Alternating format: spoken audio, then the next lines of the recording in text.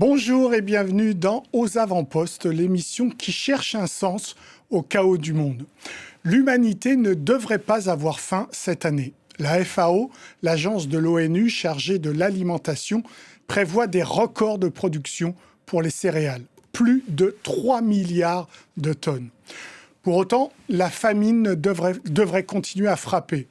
Alors pourquoi un tel décalage? Le marché est-il incapable de corriger ce fléau? Les États doivent-ils renforcer leur souveraineté dans ce domaine afin d'assurer la sécurité alimentaire de leur population? Eh bien, des réponses avec mes invités. Philippe Heussel, président des relations internationales chez Intercéréales, une association représentant la filière céréalière française, et Julien Marcilly, chef économiste chez GSA, Global Sovereign Advisory, qui fait du conseil stratégique aux États. Bonjour messieurs. Bonjour. Alors donc on va commencer par ces chiffres qui sont parlants de la part de la FAO. 2,3 milliards de personnes sont en situation d'insécurité alimentaire dans ce monde et 2,6 milliards de personnes n'ont pas les moyens de manger sainement. Et donc la FAO, mais également le Programme alimentaire mondial s'est positionné par rapport à ces questions. Et on va écouter d'ailleurs Karl Skov, qui est chef du Programme alimentaire mondial et qui, lui, relie directement la sécurité alimentaire égale la sécurité nationale. On l'écoute. La sécurité alimentaire, c'est la sécurité nationale. Si les gens n'ont pas de nourriture, comme nous le répétons souvent, ils meurent, doivent partir ou migrer, ou alors ils prennent les armes. Il est donc évident que nous devons investir dans la sécurité alimentaire pour garantir un niveau minimum de stabilité, parce que c'est la pierre angulaire de toute paix. On a l'impression qu'on redécouvre ce qui est évident quand même, sécurité alimentaire égale sécurité nationale. Oui, en tant que producteur agricole, c'est une évidence pour moi.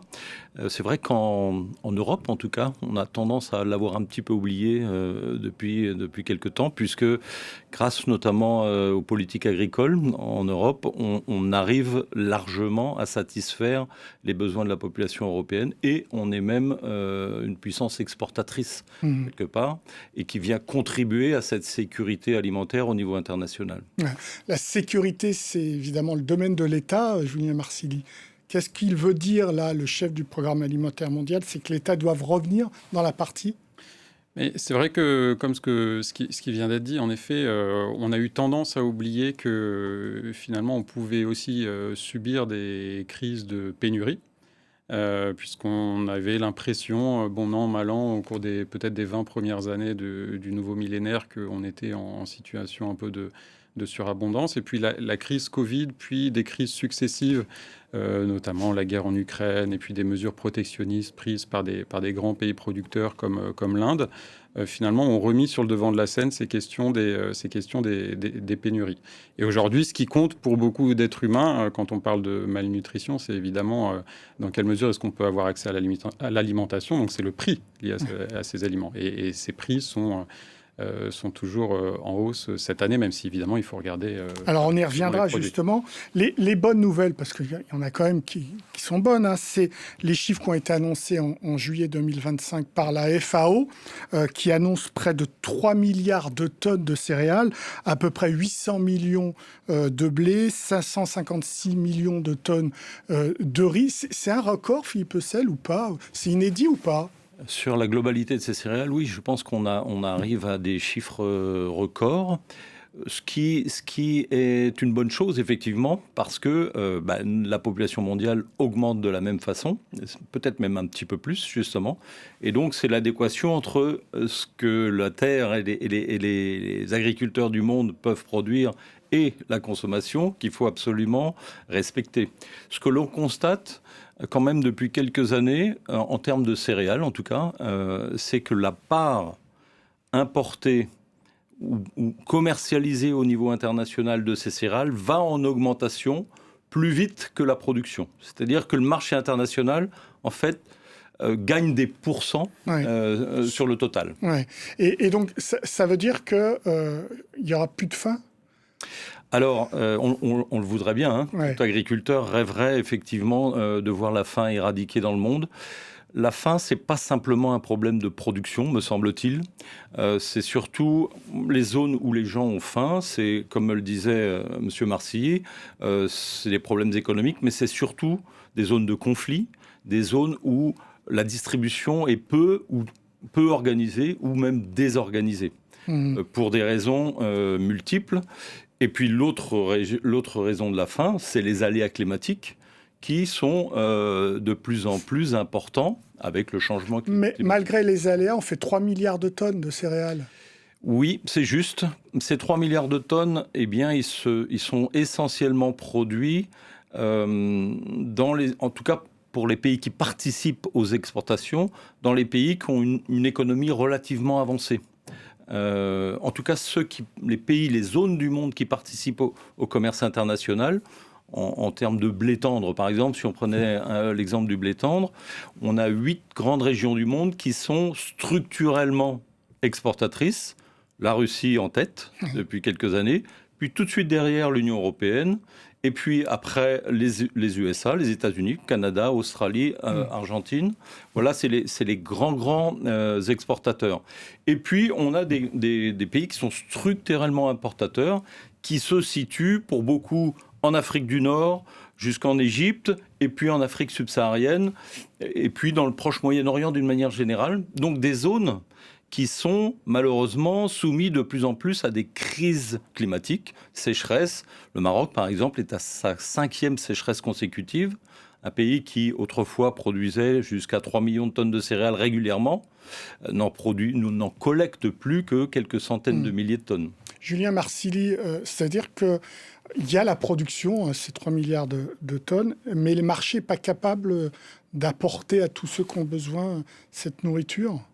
En fait, ce qui synthétise un peu cette situation un peu d'équilibre entre l'offre et la demande, c'est le prix. Et au niveau mondial, alors la situation est assez contrastée, c'est-à-dire que quand on regarde les prix alimentaires mondiaux, paradoxalement, ils sont en augmentation sur l'année. C'est à peu près plus 10%. Alors certes, on reste 30% inférieur au pic qui a été connu en 2022, au moment du début de la guerre russo-ukrainienne, mais ça reste quand même des niveaux de prix qui sont en hausse. Alors après, quand on regarde dans le détail, c'est là où la situation varie beaucoup d'un produit à l'autre. Ce qui tire les prix à la hausse aujourd'hui, ce sont beaucoup les huiles végétales, la viande, et effectivement, sur les céréales, dans leur globalité, on est plutôt sur une tendance baissière. Pourquoi ? Parce qu'il y a eu quand même cette année une conjonction de facteurs favorables, notamment chez un certain nombre de pays un peu pivots. Et donc notamment que ce soit pour le blé, le maïs ou le riz, l'Inde a connu des conditions assez favorables en termes climatiques.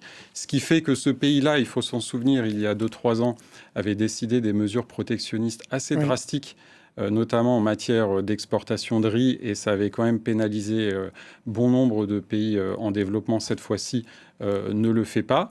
Et puis, par exemple, du côté du Brésil, en tout cas en ce qui concerne le maïs, là aussi, il faut se souvenir qu'au cours des années précédentes, il y a eu une succession d'événements climatiques défavorables, successivement des inondations, puis des sécheresses. Et cette année, le pays a été relativement épargné. Donc il y a de l'offre, donc les prix devraient baisser, c'est logique, non ? Les prix baissent pour les céréales, donc, mais pas pour toutes les denrées alimentaires. Alors pour la France, Philippe Hessel, les chiffres, on va les voir, là, ils sont aussi plutôt positifs, alors que ces dernières années, on a eu un petit peu de mal. On est à 33 millions de tonnes de blé tendre et 1,3 million de tonnes de blé dur, plutôt en augmentation. Oui. Bonne nouvelle. Alors, bonne nouvelle, oui, parce que c'était nécessaire. Je relativise un petit peu cette bonne nouvelle, c'est parce que ça vient suivre une année passée qui était particulièrement mauvaise. Donc, on revient dans la norme en termes de rendement. Donc ça, c'est une très bonne chose, parce que pour un agriculteur ou pour une filière telle que la filière céréalière, le rendement hectare est la première source de compétitivité. Et on l'évoquait, sur les marchés internationaux, à l'export, il faut déjà, d'abord et avant tout, être compétitif, c'est-à-dire pouvoir proposer une marchandise au prix où l'acheteur est prêt à l'acheter. Et à la qualité. Et à la qualité. Ce sont que... effectivement les deux éléments fondamentaux, compétitivité, le bon prix, et la qualité, ce qui correspond aux attentes des clients. Ouais. Et alors, donc, on a des marchés export qui s'ouvrent ou pas, là, pour la France ? Oui, alors on en a qui s'ouvrent. On a des marchés export qui sont traditionnels, ceux que je citais auparavant, les zones géographiques que je citais auparavant. Alors déjà, à commencer par nos voisins de l'Union européenne, oui. en France, c'est important de ne pas les oublier. Notre premier acheteur, c'est la Belgique, donc voilà. Mais sur les pays hors de l'Union européenne, nos céréales, notre blé en tout cas, va essentiellement dans des pays dont le blé est une base de l'alimentation. Pour le pays d'Afrique du Nord, du proche Moyen-Orient, et de plus en plus aussi vers l'Afrique subsaharienne, à la population qui augmente, et puis à l'urbanisation qui augmente. Donc ça, ce sont des tendances de fond et des pays sur lesquels la France est très présente. Julien Marcilly, on a senti quand même que la France était concurrencée, là aussi, sur une diplomatie commerciale, par le blé russe, sur ces, justement, marchés traditionnels au Moyen-Orient, en Afrique du Nord. Il y a une compétition politico-économique là-dessus ? Totalement. Bon an, mal an, c'est vrai que la France exporte environ 20% de sa production. Donc, si la production augmente, effectivement, ça fait plus de ressources disponibles à l'export. Ça, c'est la bonne nouvelle.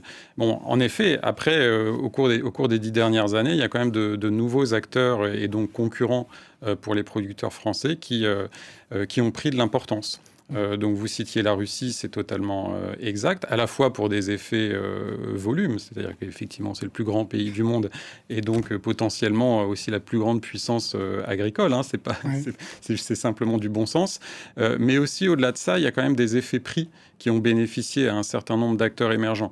Et ça, c'est pas très récent, c'est-à-dire que ça date d'il y a plus de 10 ans. Par exemple, quand le premier épisode des tensions entre la Russie et l'Ukraine en 2014, on s'en souvient, est apparu, en fait, ça a coïncidé avec une forte dépréciation du rouble russe. Et pareil pour la devise ukrainienne. Or, ces deux pays-là, dans les années 2010, étaient ceux qui contribuaient le plus à la croissance mondiale du marché du blé. Donc pour eux, ça a été un espèce de catalyseur. Et aujourd'hui, il y a aussi d'autres pays qui montent en puissance. On peut penser notamment à la Pologne, par exemple, ou à d'autres pays, qui font que il y a de plus en plus de concurrents pour les exportateurs français. Donc vous parlez français. justement de nouveaux entrants ou de nouveaux prétendants à la compétition mondiale sur ce marché-là. On va écouter, si vous voulez, le ministre de l'Agriculture brésilien, Carlos Favaro, qui était donc à une rencontre des ministres de l'Agriculture des BRICS récemment, donc c'était en avril dernier, et il annonce tout simplement que le Brésil va être l'acteur pivot du commerce mondial agricole. On l'écoute. Plus de 4 millions d'hectares ont été intégrés à notre système de production grâce à la technologie lors des 2 dernières années. Pour vous donner une idée, nous intégrons chaque année l'équivalent de la surface de l'Uruguay. Pour répondre à votre question, le Brésil deviendra progressivement le pilier de la sécurité alimentaire, pas uniquement pour la Chine, mais aussi pour tous les pays du monde. Allez, concurrent important, oui, il va laminer les parts de marché européens. Bien sûr, le Brésil est un concurrent important, surtout sur la production de maïs-soja. Ces deux graines-là qui sont un marché en expansion, notamment chez les pays qui consomment de plus en plus de viande. Pour les pays qui sont axés sur la consommation de céréales dans l'alimentation humaine en direct, panification, farine, semoule, etc., ça sera moins vrai. Il faut savoir que le Brésil reste un importateur net de blé. Le Brésil importe 6 millions de tonnes de blé chaque année. Donc peut-être qu'ils progresseront, certainement sur le maïs et le soja, mais pas forcément sur d'autres types d'alimentation. Puis je dirais que, en tant qu'habitant de la planète, ne dépendre que d'une région du monde pour la souveraineté ou pour la sécurité alimentaire du monde, ça serait très dangereux. Alors, Julien Marcilly, vous avez été l'auteur d'une note qui a repéré la volonté de la part des émergents de créer leur propre bourse agricole pour faire concurrence aux bourses traditionnelles occidentales, à Chicago, à New York, à Paris. On va voir une carte là du monde avec un certain nombre de positionnements de bourses. On va voir qu'il y en a de plus en plus en deux, notamment en Inde. Il y en a en Malaisie, au Brésil évidemment, en Argentine, en Éthiopie, au Nigeria, et puis Ghana, Kenya, Madagascar et Zambie. Qu'est-ce que ça veut dire pour vous, cette volonté de créer leur propre bourse agricole? Quand on parle de souveraineté alimentaire, ça donne lieu à différents types de stratégies. Évidemment, pour des pays importateurs, on se pose la question de savoir qu'est-ce que je peux produire chez moi, ou si je ne peux pas le faire, comment est-ce que je peux diversifier mes approvisionnements. Ça donne lieu aussi à des questions qui consistent à se demander comment est-ce que je peux monter en gamme et plus seulement produire, mais aussi transformer mes propres aliments. Et peut-être une des formes de cette volonté de parvenir à la souveraineté alimentaire pour des pays producteurs, ça part en fait du paradoxe que pour certains d'entre eux, ils constatent que ce sont des acteurs majeurs en termes de production, mais que les prix ne sont pas fixés chez eux. Si vous prenez un exemple très basique qui n'est pas lié au marché des céréales, mais celui du cacao, vous avez deux pays d'Afrique de l'Ouest, la Côte d'Ivoire et le Ghana, qui concentrent à eux seuls près de 60% de la production mondiale. Et pourtant, le prix de référence au niveau mondial, il est fixé à Londres. Donc, quelque part, dans une certaine mesure, c'est une aberration. Bon, il y a des raisons à ça, évidemment. Il y a des raisons historiques. La bourse de Chicago a été créée en 1848, donc il y a un effet du premier entrant.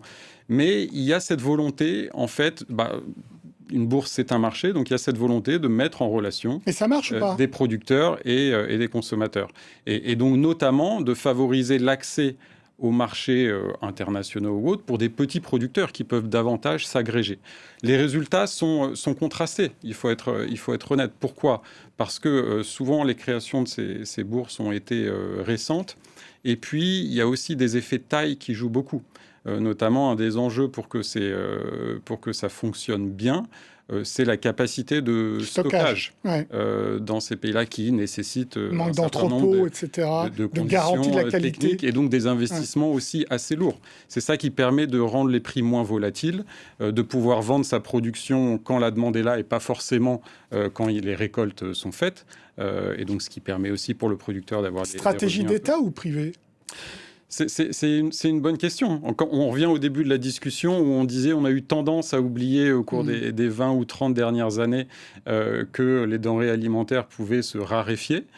Et donc, les États ont un peu progressivement, en tout cas certains d'entre eux, délaissé cette question des stocks stratégiques et l'ont sous-traité quelque part au secteur privé. Donc avec là, des bénéfices. Les bourses sont bien, la création de ces bourses est bien corrélée avec des volontés d'État. Ça va dans le même sens, en tout cas. Avec des bénéfices. Le fait de le sous-traiter au secteur privé, c'est un coût pour les finances publiques en moins. Mais ça crée des vulnérabilités en termes d'accès à l'alimentation pour Philippe Pecel, comment vous comprenez cette tendance à la création de bourses chez les émergents? Je pense qu'effectivement, c'est un élément indispensable puisqu'on a débuté sur le fait que la production de cette année était importante, mais la production n'est pas suffisante s'il n'y a pas l'organisation des marchés qui accompagne la distribution de cette production. Or, il y a des régions du monde où l'organisation des marchés est insuffisante, telle que le disait Julien Marcilly. Et donc, il faut que ces régions du monde qui sont dépendantes, notamment, qui sont structurellement importatrices, et on pense qu'avec l'évolution du climat, c'est une tendance qui va s'amplifier, se dotent absolument de ces outils pour que leurs producteurs locaux, d'abord, et avant tout, puissent valoriser au mieux leur production. Et on valorise sa production quand on a un interlocuteur en face. Et donc la bourse est le lieu idéal, quelque part, pour ces échanges-là.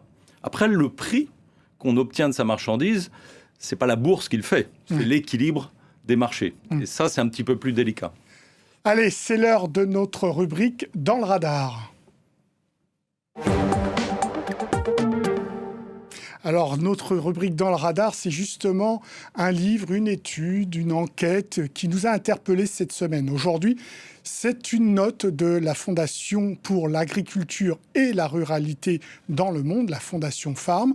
Cette étude porte sur le boom des exportations agricoles de l'Afrique du Nord. Ses auteurs, Abdul Fattah Tabsoba et Mathieu Brun. Bonjour Mathieu Brun. Bonjour Ali. Bonjour. Alors, plus 140% d'augmentation des exportations entre 2012 et 2023 de l'Afrique du Nord. Qu'est-ce que ça veut dire concrètement que cette région se réveille dans le champ du marché compétitif mondial ? Effectivement, on connaît un vrai boom sur les exportations de produits agricoles et alimentaires dans les pays d'Afrique du Nord, notamment avec l'Égypte, qui est le premier pays exportateur de la région, et puis le Maroc également, qui depuis 12 ans, depuis presque maintenant 20 ans, grâce à des accords d'association, des accords de libre-échange avec les principaux partenaires commerciaux, ont vraiment vu leurs exportations augmenter de manière très significativement, multipliées par 2, multipliées par 3, qui sont capables de fournir des produits compétitifs sur le plan du prix et développer aussi de plus en plus des produits à forte valeur ajoutée. Donc on va voir là, si vous les voyez, en effet, la part de marché, soit de l'Égypte, du Maroc, etc. Moi, ce qui me surprend, on le voit là, c'est la part de l'Algérie, qui est pourtant, soi-disant, une puissance agricole, potentiellement du moins. Comment vous l'expliquez, Mathieu Brun ? Alors oui, l'Algérie, c'est un petit peu le nain en termes d'exportation agricole et alimentaire. En fait, c'est le seul pays de la région, avec la Libye, mais c'est un petit peu compliqué avec les questions de tensions politiques. C'est le seul pays qui a vu ses exportations diminuer. Notamment, c'est le volet du sucre de canne, sucre de betterave qui est en chute libre. Même les dattes, qui étaient quand même un produit phare de l'Algérie, est aussi en recul assez net. Ça tient aussi à une question de politique publique. L'agriculture en Algérie, ça a toujours été quelque chose de très compliqué, et c'est un pays qui est structurellement dépendant de l'extérieur. Philippe Ezel a parlé de l'enjeu des céréales, on pourrait aussi parler du lait, avec une dépendance très forte, notamment auprès des pays européens. Qu'est-ce que vous constatez là encore ? C'est une stratégie des États de pousser vers ces exportations, ou ce sont que des initiatives privées ? On a en Afrique du Nord des volontés assez fortes pour ce qui est de l'Égypte et du Maroc, de pousser la question de leur avantage compétitif sur l'agriculture et l'alimentation. Le Maroc, par exemple, avec son plan Maroc vert, puis maintenant son plan Génération Green, a vraiment misé sur l'exportation de produits. La tomate, par exemple, c'est un produit phare du Maroc, qui a généré quelques tensions avec les producteurs européens. L'Égypte, c'est pareil, exporte énormément de produits, par exemple des pommes de terre en Europe, mais aussi des pastèques, des fruits tropicaux, des fruits méditerranéens comme les oranges, et investit aussi massivement. Il y a un grand projet pharaonique pour l'Égypte de création d'un nouveau delta dans le désert, avec une rivière artificielle, des millions d'hectares de terre à irriguer pour produire et exporter, ce qui est largement critiqué, parce qu'on voit ça comme une politique de gaspillage pour des productions qui n'ont pas une grosse valeur ajoutée, et avec des enjeux, l'accès à l'eau qui est très difficile, comme au Maroc, et puis la question des sols qui sont de plus en plus salinisés. Donc la durabilité de cette politique, même si elle est volontaire, reste vraiment une vraie problématique. Et tous ces pays assurent la sécurité alimentaire aussi de leur population ou pas ? Alors, ces pays, c'est pour ça qu'il faut voir qu'ils sont des partenaires commerciaux avec d'autres. L'Égypte dépend, et Philippe Ezel l'a bien rappelé, des importations de céréales égyptiens, notamment depuis la Russie ou la mer Noire, un petit peu de l'Europe. L'Algérie également, on a fait une étude sur le lait. Par exemple, Maroc, Algérie sont très dépendants des importations de lait de l'Union européenne, et en particulier de la France. Donc, on voit vraiment des formes de complémentarité avec des choix stratégiques qui sont d'ailleurs critiqués.